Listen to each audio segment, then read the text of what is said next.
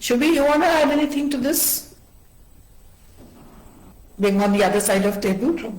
Not this, not exactly to this, but I did have some other questions. But I do completely agree with you, ma'am, because that's something that I've seen with myself at least. A lot of times in school when we used to have exams, my friends used to have their phones taken away, and that's something that never happened with me. This was just one tiny example that I remember right now, but a lot of these different occasions when I felt that I had my parents' trust in me, I ensured that I did not cross my line. I knew my line and I did not cross it because I felt that their trust and faith in me is something that I will not break.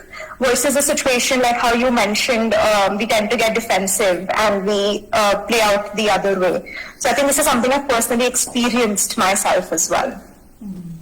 Yeah, it has been like I talk a lot about me, like what I would do as a child, and I would have also respected it more, but our parents were very authoritative. For them, a no meant a no. There was no explanation given to the no. So that part, when I had my kids, I changed that because I thought that was not the way, to draw a line. So, yeah, but still a lot of trial and error is there, and only the parents are the best judge in the moment. But a lot of parents end up worrying and are getting anxious a lot, and I feel that makes them sort of chase the child to do things the other way. So I feel the parents' worrying has to somehow be dealt with at their end.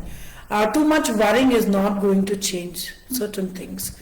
It's only going to make you unsettled, and it's also going to affect your child. So both the things to be managed, because it will go to them. Whatever's in your mind about them, it reaches them.